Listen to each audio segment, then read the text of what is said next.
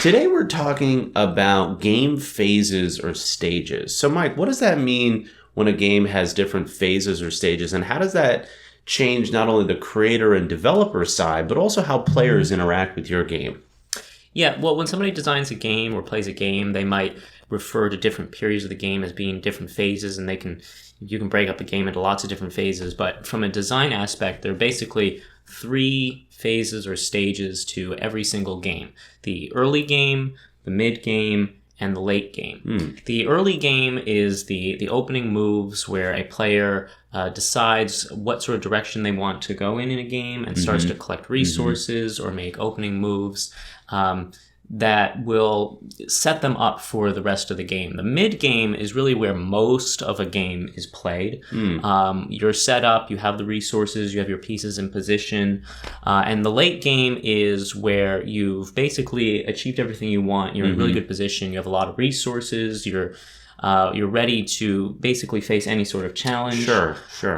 Usually in the beginning of a game, you have a bit of a more difficult position. You have to really decide what to do. In a game like Minecraft, you have to go and get food. You have to go and get wood to build your house. In a game like chess, you have to start to mobilize your pieces. Think about Most your of your pieces positions. are behind the pawns. You can't move your queen out yet. You have to decide, what am I going to do? Where do I want my pieces? You have a lot of options, what direction you want to take the game. What kind of house are you going to build in Minecraft? If you're playing a war game, where am I going to deploy my troops? In the mid game, everything's deployed. You have your farm going, or you have your pieces all deployed in chess. And in the late game, you've basically achieved most of your objectives and you're ready to basically win. Usually, most of the challenges in a game are now easily achievable. In a game like Skyrim, now you're powerful enough to beat most enemies. Sure. And from a game design perspective, usually you think a lot about the mid game, especially when you're thinking of, what's my game about? I want a game where somebody's playing in the Middle Ages, so I'm going to design an economy. I'm going to design how troops connects work. lore into that. Yeah. Well, you're thinking about what sort of mechanics do you want to make. What is your game? Basically, that's the mid game, and then you think, okay, how do you get there? That's the early game, and then sometimes not a lot of thought is put into the late game. When somebody's set up, what sort of challenges keep the game fun, and especially in a lot of modern games that aren't like chess, where you win by taking a specific piece. Right. In a lot of modern games where the game keeps on going on, in a game like Batman, where you can go and solve crimes all over the place. Once you get all the gadgets and you have the Batmobile, it's very easy.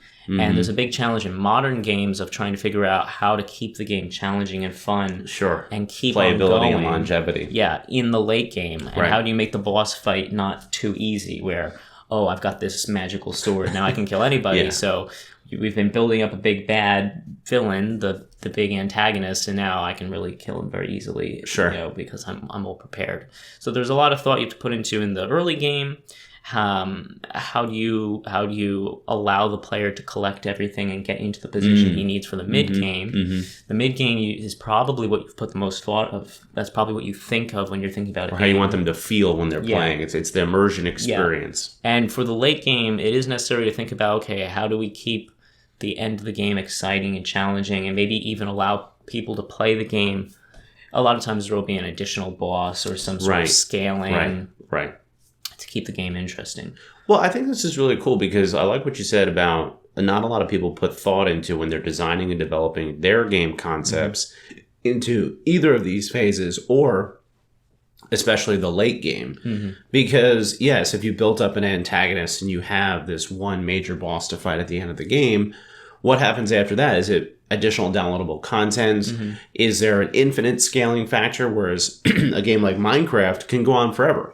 There's, even if you play to the end in Minecraft, there's still this open world aspect to it, where you can come back and build another home, or, continue to explore. Whereas some games deal more in a finite aspect, where once you've defeated that boss, well, that's why a lot of players will say that, at a certain game like a Batman or some, first-person shooter types games, once you've gone through all the levels, there's really not much more to do. So they'll come out with a new edition or downloadable content. So I think it's important for game designers and developers to think about, what is your player going to feel in that immersive experience throughout each of those stages? And like you said, well, a good way to think about it is, especially with a board game that definitely always has a finite cutoff. Like, right. The board game has to end. You look at you pick up a box like Clue, and it says, how long a game is going to go for. This game will go for 6 to 8 hours. You think of a game like chess, where the game remains exciting because you're trying to you're trying to checkmate the king,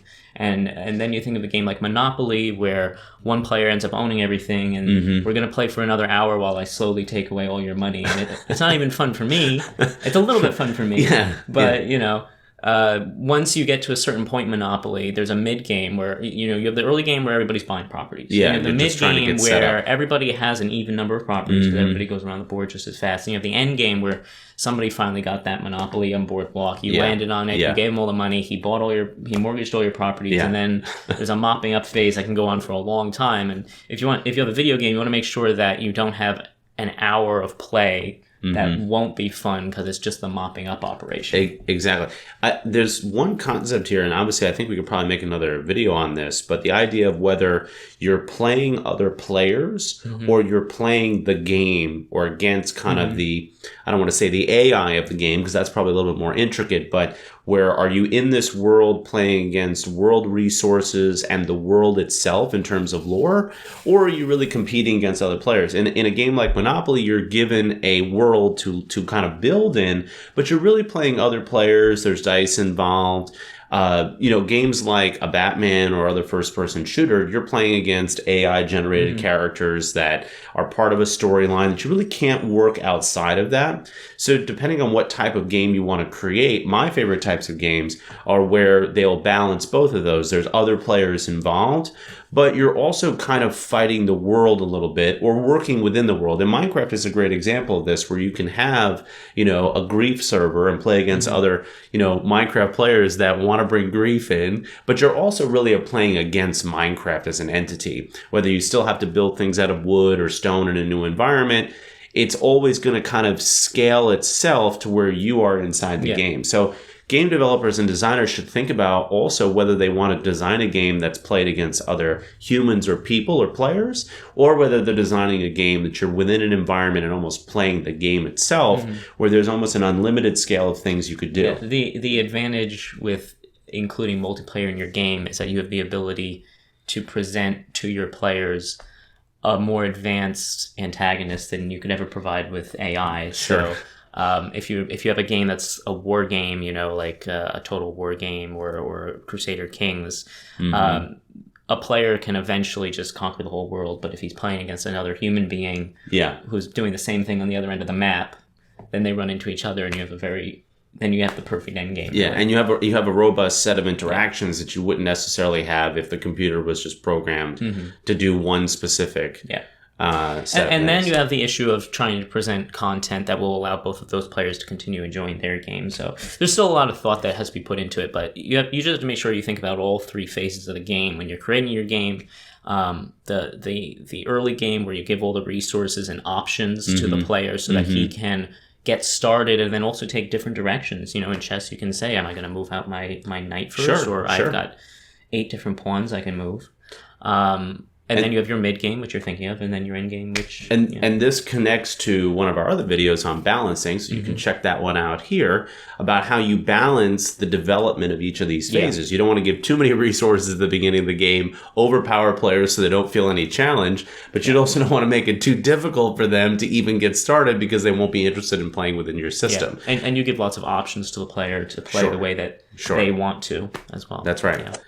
Well, I'm John. I'm Michael. And this has been Game Brainz. Thank you so much for joining us.